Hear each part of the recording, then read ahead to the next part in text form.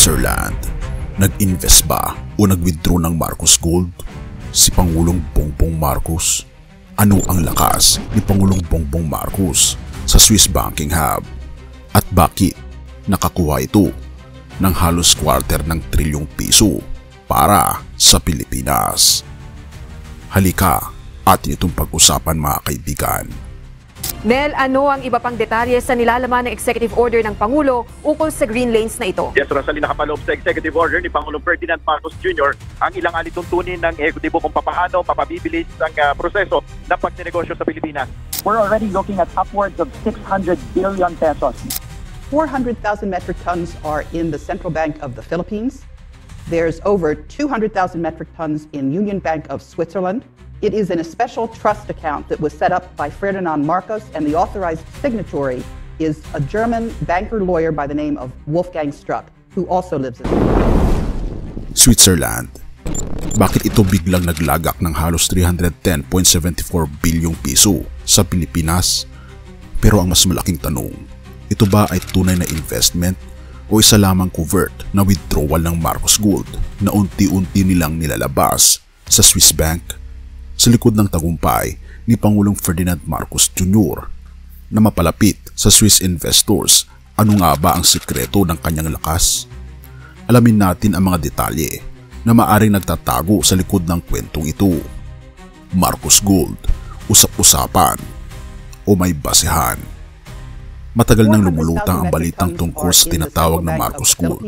Mga yamang di umano'y nakadeposito sa Swiss banks mula pa noong panahon ng martial law. Ayon sa mga ulat, ito raw ay napakalaking yaman na naging bahagi daw ng ill-gotten wealth ng pamilyang Marcos.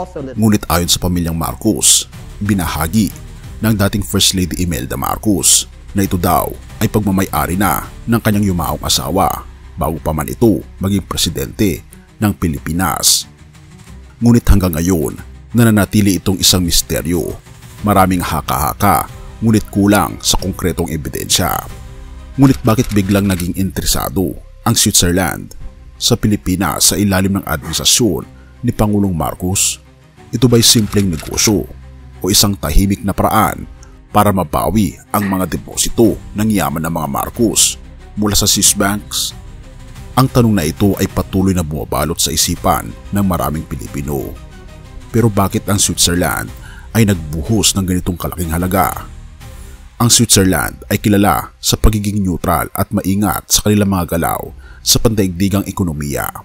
Ngunit bago pa man pumasok ang 2025, nag-commit ito ng napakalaking halaga sa renewable energy at digital infrastructure sa Pilipinas. Isa itong hakbang na bihirang makita mula sa isang bansang sobrang konserbatibo sa kanilang pamumuhunan. Lalong higit ay mag-i-invest ito sa isang third world country katulad ng Pilipinas. Paano ito nagawa ni Pangulong Ferdinand Marcos Jr.? Ang kanyang power play ay maaring nakaugat sa diplomatikong lakas at reputasyon ng kanyang pamilya sa mga banyagang institusyon, sa pamamagitan ng mga summit, negosasyon at pagpapakilala ng green lane system na gawa niyang gawing mas investor-friendly ang Pilipinas.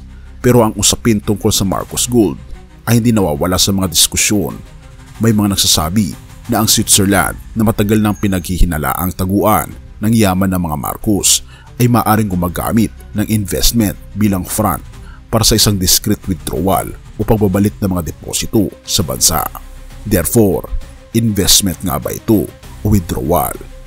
Kung susuriin ang datos, malinaw na ang Switzerland ay isang malaking player sa renewable energy sector ng Pilipinas. Ang kanilang kontribusyon ay bahagi ng halos 4.54 trilyong piso na na-certify para sa green lane treatment sa ilalim ng administrasyon ni Pangulong Marcos. Ngunit hindi maikakaila na ang timing ng kanilang pag-invest ay nagbubukas ng tanong, ito ba'y simpleng negosyo o may mas malalim na layunin?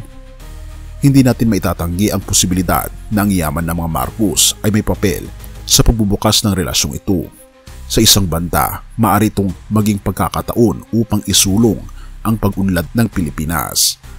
Ngunit sa kabila ng lahat, mahalaga pa ring siguraduhin ang anumang yaman, maging investment man o ito ay withdrawal, ay gagamitin para sa kapakanan ng nakararami ang mga mamamayan ng bansang Pilipinas.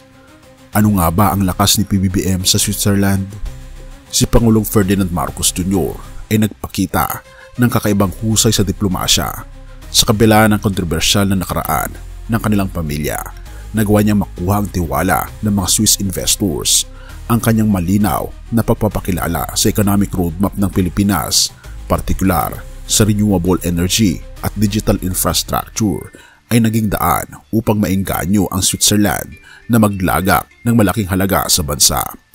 Ang kanyang lakas ay hindi lamang nakabase sa kanyang pangalan, kundi sa kanyang kakayang maglatag ng maayos na plano para sa economic growth, at syempre dahil ito sa grasya at tulong ng ating Panginoong Diyos.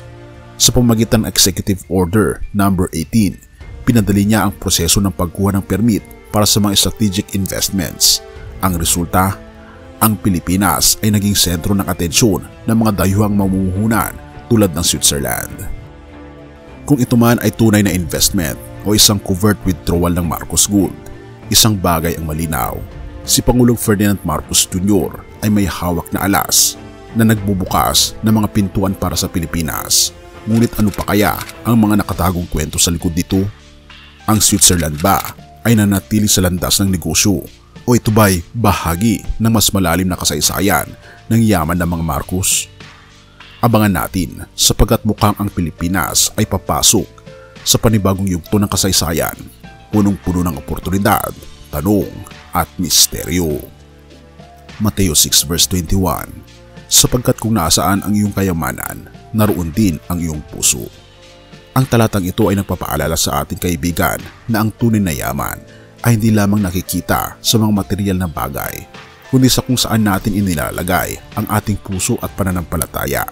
Sa usapin ng investments at kayamanan, tulad ng nabanggit sa topic tungkol sa Switzerland at ang Marcos Gold, mahalagang tanungin, nasaan ang ating tunay na kayamanan?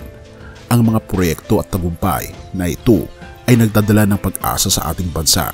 Ngunit dapat nating tatandaan na ang pinakamahalagang kayamanan ay ang ating relasyon sa ating Panginoong Diyos. Kung ang yaman na ito ay magdadala ng mas mabuting kinabukasan para sa ating bayan, naway gamitin ito para sa ikabubuti ng nakararami sa tamang paraan at para sa kalulatian ng ating Panginoong Diyos. Ang hamon sa atin ay huwag hayaan ang kayamanan na magdikta ng ating puso, kundi hayaan ang ating Panginoong Diyos na manguna sa ating mga desisyon. Purihin ang ating Panginoong Diyos at tayo manalangin. Ama naming Diyos na makapangyarihan sa lahat, na siyang umiibig sa buong sanlibutan. Salamat po sa pagkakataong tinalakay ang mga bagay na mahalaga sa aming bansa at sa aming buhay.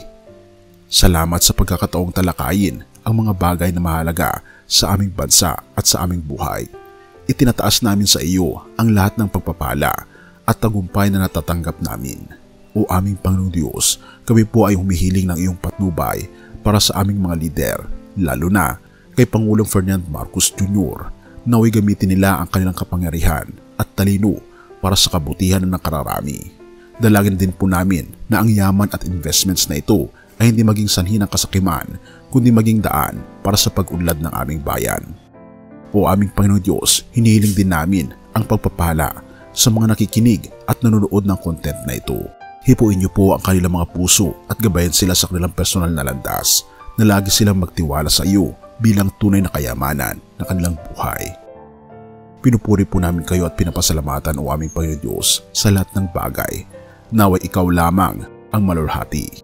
Ibinabalik namin sa iyo ang lahat ng papuri at pasasalamat sa pakikinig ng aming mga panalangin at salamat sa pagpapatawad ng lahat ng aming mga kasalanan sa pagkatatamis sa hiling sa matamis na pangalan ng aming Panginoon Hesus. Amen. Bago natin ipagpatuloy kaibigan, siya nga pala ang Great Controversy na isa sa mga pinaka-kontrobersyal na libro dahil tumutukoy ito sa mga propesiya sa libro ng Daniel at Revelation na nagaganap na sa panahon natin ngayon bago ang pagdating ng ating Panginoong Diyos ay pinamimigay na namin ng libre sa pamamagitan ng PDF. At ito ay nasa limited lamang na panahon kaya i-click mo sa description sa baba upang ma-avail mo kaibigan ang napaka-importanteng librong ito na magbubukas sa iyo sa mas maliwanag mong hinaharap. Purihin ang ating Panginoong Diyos at tayo magpatuloy.